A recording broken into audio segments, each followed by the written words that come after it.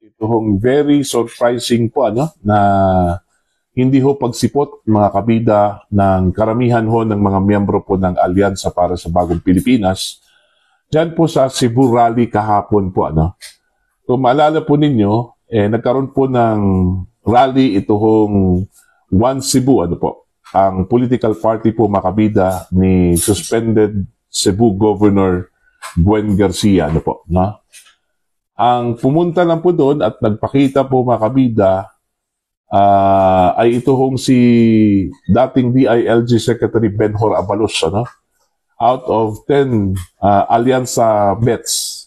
Si Abalos lang po ang sumipot doon at nagpakita po mga kabida kasama ho itong si Pangulong Ferdinand Bongbong Marcos. Kaya ang dami hong mga tanong, bakit hindi ho nagpakita, bakit no show mga kabida itong karamihan ho ng mga miyembro po ng Alyansa para sa Bagong Pilipinas. Cebu po yan, Huwag ho nating maliitin yan. Cebu yan. Vote-rich country yan, Vote-rich region, mga kabida, ang Cebu. Okay? So, dapat magkukumahog yung mga kandidato dyan, na pumunta dyan sa Cebu.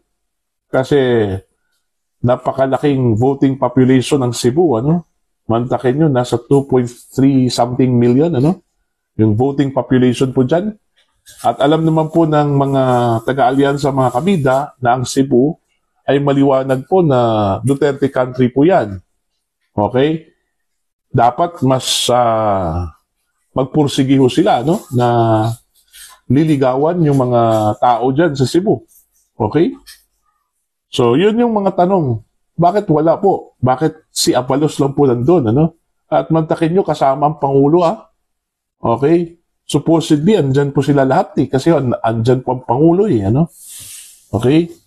Pero ito, babasahin ko lang po. Ito hong pahayag po mga kabida ni Toby Chanco, ang campaign manager po mga kabida ng Alyansa para sa Bagong Pilipinas.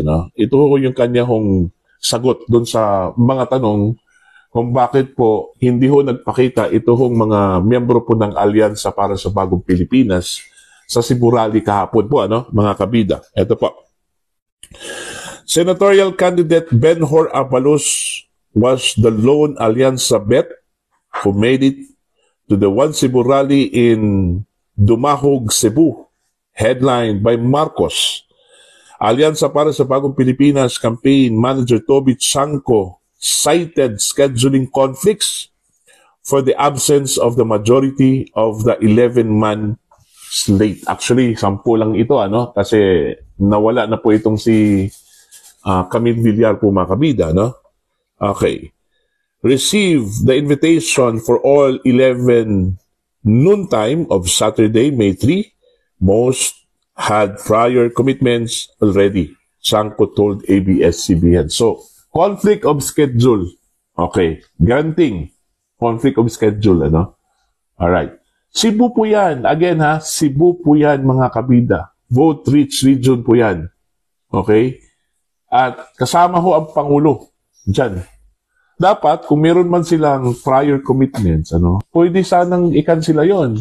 At priority yung Cebu, mga kabida. Alam po nila na medyo mababa yung kanila pong standing dyan sa Cebu, province. Okay? So, dapat priority nila sana yung Cebu. Anyway, once in a lifetime chance lang po yan, mga kabida, na makakasama po nila ang Pangulo at yung buong slate po ng One Cebu, Okay? Sa isang stage, mga kabida.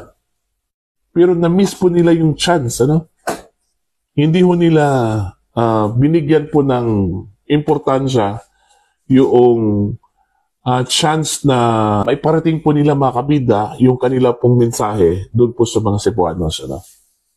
Okay? Now, ano kaya ang rason maliban ho dito sa conflict of schedule? Dami ho kasing mga lumalabas na rumors. Ito, hindi ho balita ito rumors lang po ito. May mga lumalabas kasi na mga rumors, hindi po balita ito na ilan po sa mga alyansa bets mga kabida ang nagsabi daw na mas maigi daw na magkanya-kanya lang po daw sila, no? Sa pangangampanya kaysa magsama-sama po, ano? Okay? Lalong-lalo na po, pagkasama daw ang Pangulo. Okay? Alam naman po natin na ang Pangulo po ay bagsak yung kanyang trust at saka performance ratings po, ano? Yung pagtitiwala ho ng taong bayan po sa kanyang mga kabida, medyo questionable po, ano? Okay? Kung pagbabatayan po natin yung survey po mga kabida ng Pulse Asia, okay? Mantakin nyo, 25% lang po yung kanyang trust at saka performance ratings. Napakababa. Alright? So, siguro yun din yung rason, ayaw ho nilang madamay, okay? Doon po sa pagtitiwala o hindi ho pagtitiwala po ng taong bayan po, ano? Sa Pangulo, mga kabida. Yun yung speculation lang po, ano? Hindi ho definite mga kabida yung rason, ano? Kung bakit po ayaw po nilang pumunta kasama ang Pangulo. Okay, let's give the benefit of the doubt. Okay, sasabihin po natin na conflict of schedule. Pero kung ako yung kandidato, ano, personally, mas uunahin ko po yung Cebu, mga kabida, kaysa dun sa prior commitments ko. Anyway, pwede naman yung balikan, ano, yung prior commitment. Okay, uunahin ko po yung Cebu.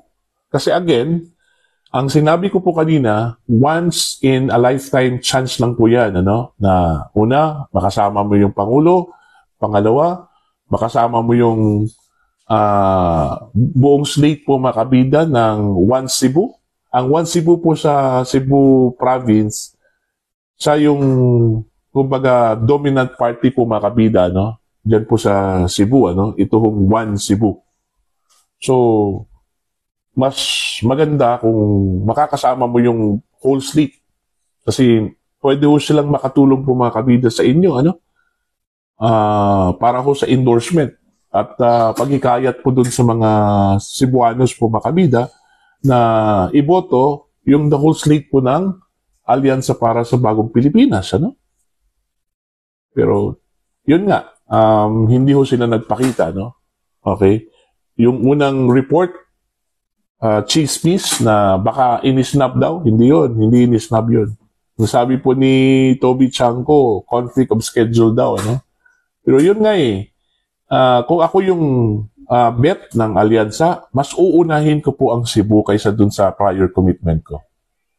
Okay?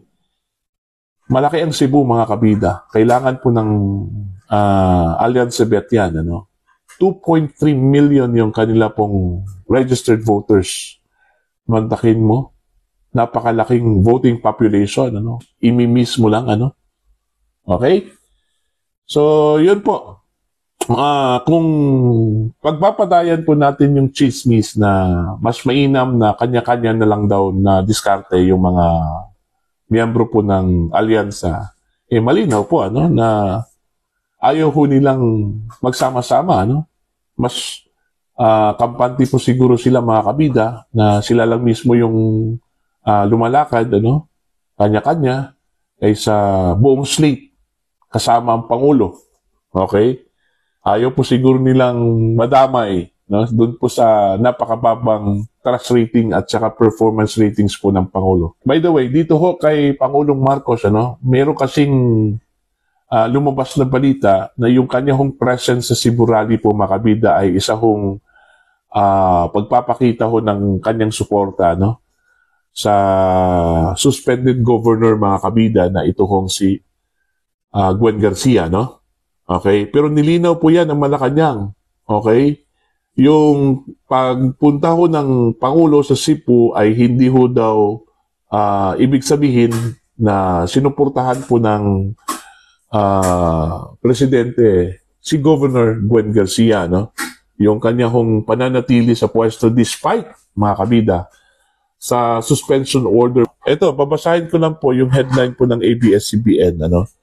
Marcos attendance at Cebu Rally, not a show of support for Governor Garcia's defiance of suspension palace. Ayan. So, hindi ho daw pagpapakita ng suporta, no? Yung attendance po ng Pangulo, mga kabida, kay Governor Gwen, yung kanya hong pagpunta po sa Cebu, ano? Yung defiance po ni Governor Gwen Garcia doon po sa suspension order po ng ombudsman po sa kanya, no? Kung maalala po ninyo mga kabida, nagpa-press con ito hong si Governor Garcia at sinabi po niya na hindi ho siya aalis sa kanya hong pwesto until, okay, masagot yung kanya hong legal questions, mga kabida, patungkol ho sa suspension order po ng ombudsman sa kanya. So, dyan pa lang, may defiance na po, ano, doon po sa order po ng ombudsman, ano. In fact, mismo yung kanya hong kapatid, na si John Pablo Garcia, no? Congressman Garcia, may advice po sa kanyang kapatid na si Governor Garcia na tumalima doon po sa order po ng ombudsman. Pero ayaw ho ni Governor Gwen, mga kabida. Kaya siguro, yun yung rason kung bakit ayaw po siyang suportahan ng Malacanang, ng Pangulo, pagdating ho dyan sa defiance po niya, no?